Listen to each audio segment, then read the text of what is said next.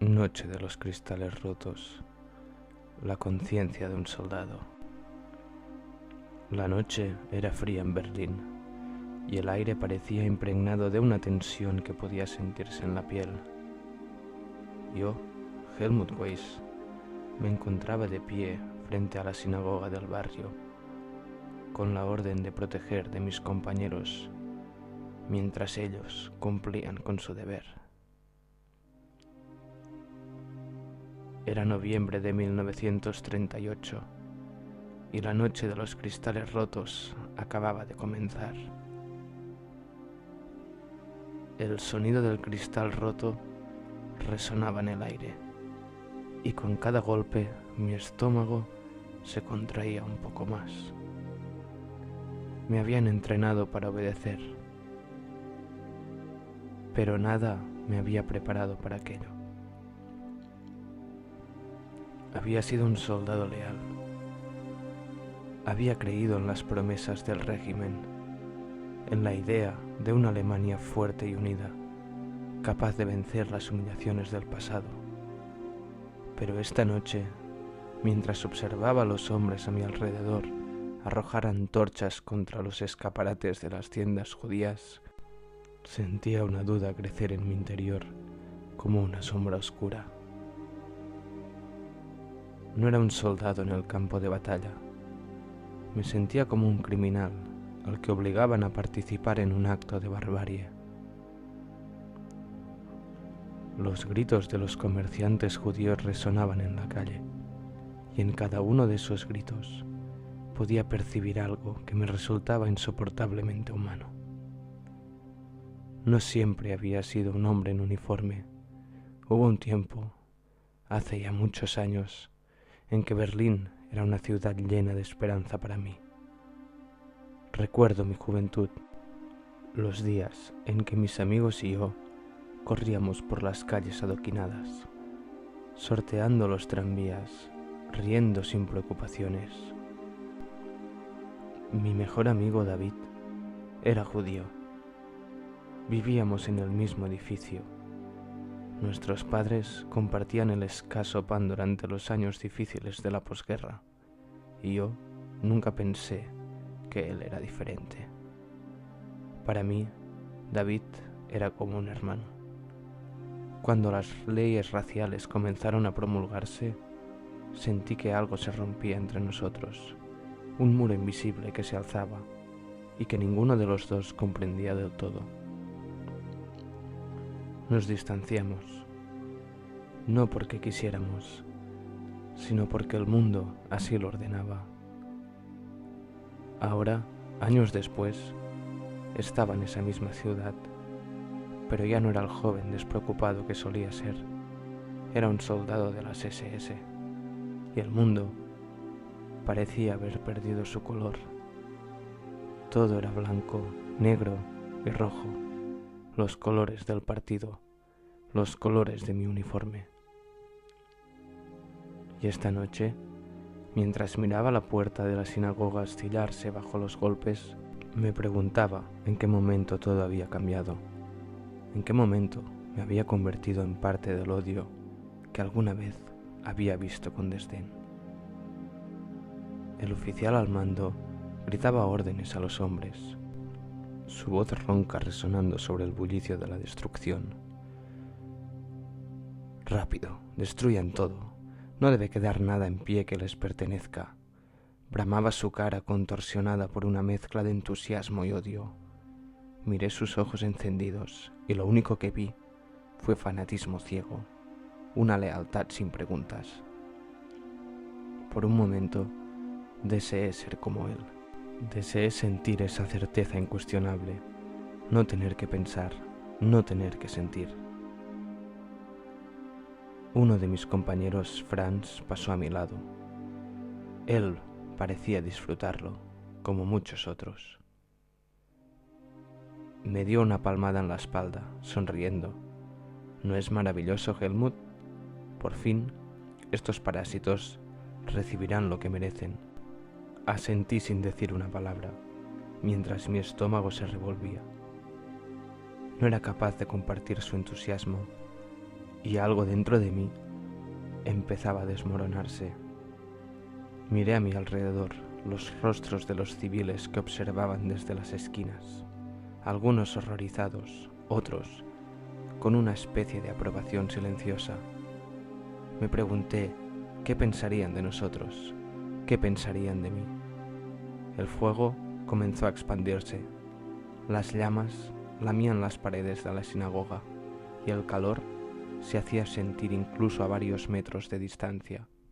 Las sombras de los hombres se proyectaban en las fachadas de las casas, alargadas y retorcidas, como si el propio infierno se hubiera desatado en aquel lugar. El olor a humo llenó mis pulmones y me recordó otros incendios de mi infancia, cuando mi madre quemaba la leña en la estufa de nuestro hogar durante los inviernos gélidos. Ese recuerdo, cálido y acogedor, contrastaba brutalmente con lo que estaba ocurriendo frente a mis ojos.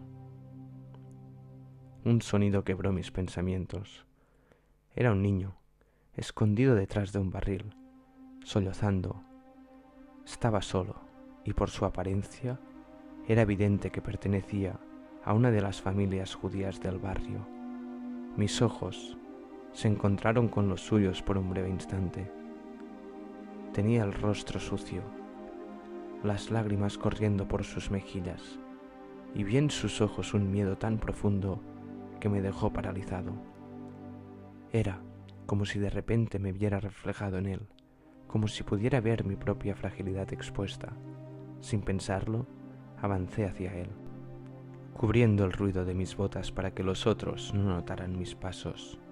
«Shh», susurré, poniéndome de cuclillas frente al barril. «Tranquilo, no te voy a hacer daño». Él me miró con incredulidad y durante un segundo temí que empezara a gritar. Mis manos, cubiertas por los guantes negros del uniforme, parecían monstruosas mientras las extendía hacia él. «Debes irte de aquí ahora». El niño asintió y con la agilidad de alguien acostumbrado a esconderse, desapareció entre las sombras, alejándose de la locura que consumía la calle. Me quedé allí, mirando cómo se perdía en la oscuridad, y algo en mi interior cambió en ese instante.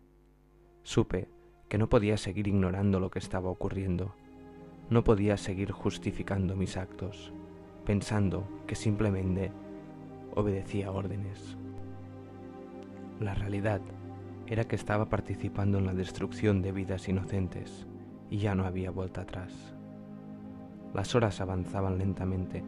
Los hombres seguían rompiendo ventanas, saqueando tiendas, mientras otros encendían antorchas y las arrojaban contra los edificios. Había un frenesí, una energía oscura que parecía haberse apoderado de todos. Observé a Franz y a otros más, riendo, empujando a los propietarios de las tiendas hacia las calles. Vi como un hombre mayor era golpeado hasta caer al suelo y como una mujer intentaba proteger a su hijo, solo para ser arrastrada por un grupo de uniformados. La escena me enfermaba y sin embargo no me moví. Estaba atrapado entre la obediencia y la desesperación. Pasé junto a una librería, o lo que quedaba de ella. Los libros estaban esparciados por el suelo, muchos de ellos en llamas. Recordé los libros que solía leer en mi juventud, los poemas de Goethe, las historias de aventuras que me hacían soñar con otros mundos. Todo eso estaba siendo destruido, no solo físicamente, sino también en espíritu. Era como si el conocimiento, la cultura, todo lo que alguna vez había dado sentido a nuestras vidas, estuviera siendo reducido a cenizas.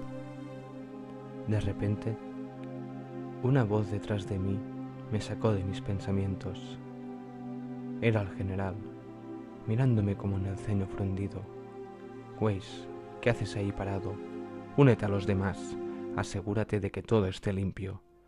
Asentí automáticamente, pero mis piernas se negaban a moverse. «Sí, señor», respondí con una voz vacía, mientras mis ojos se fijaban en los restos de lo que alguna vez fue una librería llena de vida. Mientras caminaba hacia la plaza, lejos del foco de destrucción, me encontré con una mujer de cabello gris.